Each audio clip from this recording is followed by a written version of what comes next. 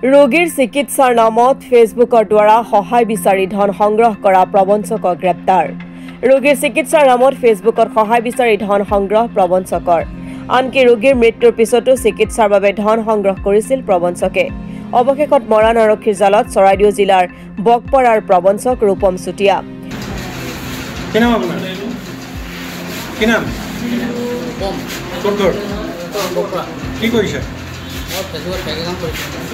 কিমান টকা ঘটিলে?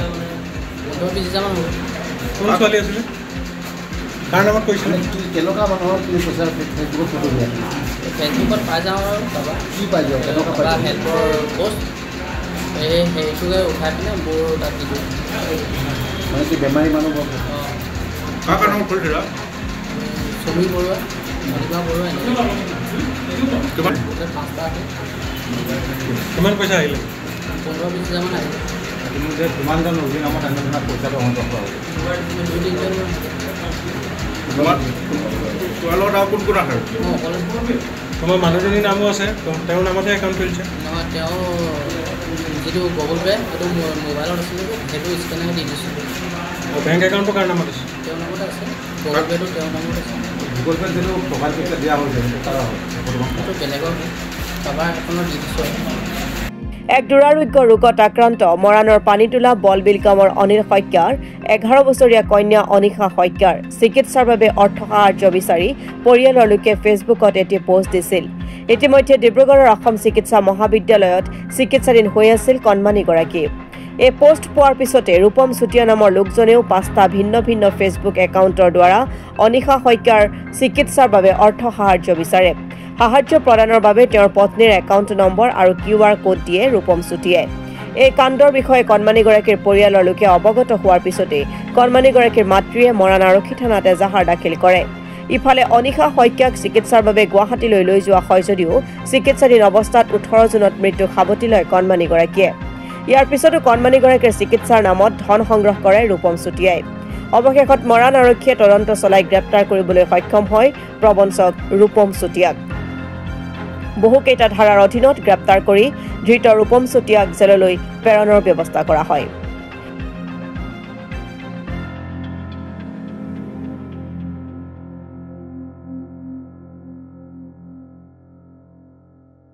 ভাগ্যজনক কথা, যোৱা এপ্ৰিল মাহতে মোৰ ভণ্টিৰ ছোৱালী ভাগিন, তাই ছোৱালীজনী 11 বছৰীয়া অনিশা শইকীয়া বুলি আপোনালোকে সংবাদ মাধ্যমত পাইছিলে।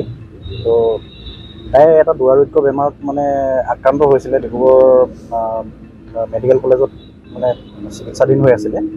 তো সেই সময়তে আমি পৰিয়ালটো চিকিৎসাত মানে খৰচ বহন কৰি মেলি পৰিয়ালটো সৰ্বশান্ত হোৱাৰ হেতুকে আমি ঘৰৰ পৰিয়ালৰ তৰফৰ পৰা সংবাদ মাধ্যমৰ সাংবাদিকসকলক মাতি ৰাইজৰ পৰা কিছু সাহায্যৰ কাৰণে মানে সহায়ৰ হাত বিচাৰিছিলে পৰিয়ালটোৱে। আৰু সেই সময়তে সামাজিক মাধ্যমতো দিয়া হৈছিলে যে পৰিয়ালটোৱে কিছু সকাহৰ বাবে ৰাইজৰ পৰা কিছু আৰ্থিক অনুদান বিচাৰি দিয়া হৈছিলে। আৰু সেই সুযোগ গ্ৰহণ কৰি এই মৰাণৰ অঞ্চলৰে মৰাণ বকপৰাৰ এজন ৰূপম চুতীয়া আছিলে। ৰূপম চুতীয়া বুলি এজন অসাধু মানে ব্যক্তিয়ে তেওঁৰ QR কোড ব্যৱহাৰ কৰি, তেওঁৰ ফটো ব্যৱহাৰ কৰি ছোৱালীজনী চিকিৎসাধীন হৈ থকাৰ সময়তে বিভিন্ন ফেচবুক ফেক একাউণ্টৰ পৰা ধন সংগ্ৰহ কৰি থকা আমাৰ দৃষ্টিগোচৰ হৈছিলে। সেই সন্দৰ্ভত আমি আমাৰ পৰিয়ালৰ মোৰ ভণ্টি আৰু আমি অকণদা এনেকৈ লগ লাগি আমি মৰাণ আৰক্ষী চকীত আমি এখন এজাহাৰ দাখিল কৰিছিলোঁ সেই ব্যক্তিজনৰ সেই ফেক একাউণ্টকেইটাৰ এগেইনষ্টত। তো এতিয়া কথা হ'ল, আজি 2-3 মাহৰ অন্তত আৰক্ষীয়ে খুব মানে তৎপৰতে কামখিনি আগবঢ়াই আজি তেওঁক গ্ৰেপ্তাৰ কৰিছে। আজি বৰ্তমান মৰাণ থানাতে তেওঁ আছে। তো আমি এইটোৱে ক'ব বিচাৰিছোঁ যে এইটো যিটো মৰাক মানে চাল টানি খোৱাৰ কাম, যেতিয়া এহাল পিতৃ মাতৃয়ে এজনী কণমানিৰ চিকিৎসাত সকলো ঘৰৰ সা সম্পত্তি হেৰুৱাই যেতিয়া সৰ্বশান্ত হৈ থাকে, চিকিৎসালয়ৰ বিচনাত যেতিয়া মৃত্যুৰ সৈতে যুঁজি থাকে, এনেবোৰ কাণ্ড কৰিবলৈ কেনেকৈ সাহস পাইছে। সেইটো কাৰণে আমি প্ৰশাসনক ধন্যবাদ জনাইছোঁ তেখেতক গ্ৰেপ্তাৰ কৰাৰ কাৰণে।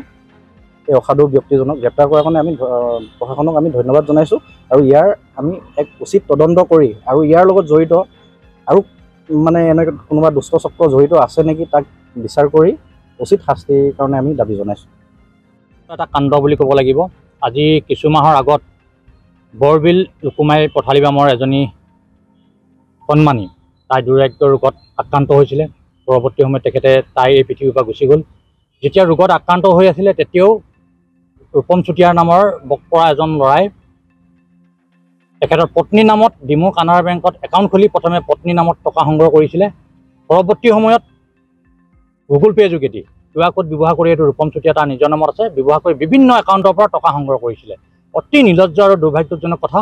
আৰু এই সুযোগতে আমি ধন্যবাদ দিছোঁ মৰাণ আৰক্ষী থানাক, কাৰণ যিদিনাখন আমি মাতৃ নয়নমণি শইকীয়াৰ সৈতে আমি ইয়াত এজাহাৰ দিছিলোঁ আৰু এজাহাৰ দিয়াৰ পিছত প্ৰশাসনে প্ৰতিশ্ৰুতি দিছিলে যে অলপ ধৈৰ্য ধৰক, গতিকে এনেকুৱা কামৰ লগত জড়িত যিসকল ব্যক্তি তেওঁলোকক আমি যিকোনো প্ৰকাৰে সহায়ত্ব কৰিম। আৰু আজি সেই কথা অনুযায়ী মৰাণ আৰক্ষী থানাই নিজৰ কৰ্তব্য আৰু দায়িত্ব পালন কৰিছে। এই সুযোগতে আমি তেওঁলোকলৈ ধন্যবাদ দিয়াৰ লগে লগে আমি উচিত শাস্তি বিচাৰিছোঁ।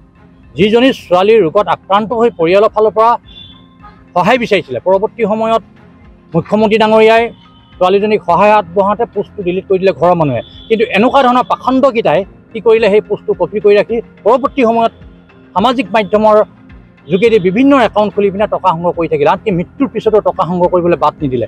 গতিকে মই আপোনালোকৰ সংবাদ মাধ্যমৰ যোগেদি মই প্ৰশাসনক আহ্বান জনাইছোঁ, যিমান পাৰি কঠোৰৰ পৰা কঠোৰ শাস্তি দিবৰ কাৰণে মই অনুৰোধ জনাইছোঁ। আৰু কোনো কাৰণত যাতে ইয়াত সুৰুঙা থাকি যাব নালাগে, যাতে হাৰি যোৱাৰ কোনো পথ যাতে বাছি নাৰাখে, এইটোৱে মই আহ্বান জনাইছোঁ। মৰাণৰ পৰা কমল কৰ্মকাৰৰ ৰিপৰ্ট, অসম টুডে।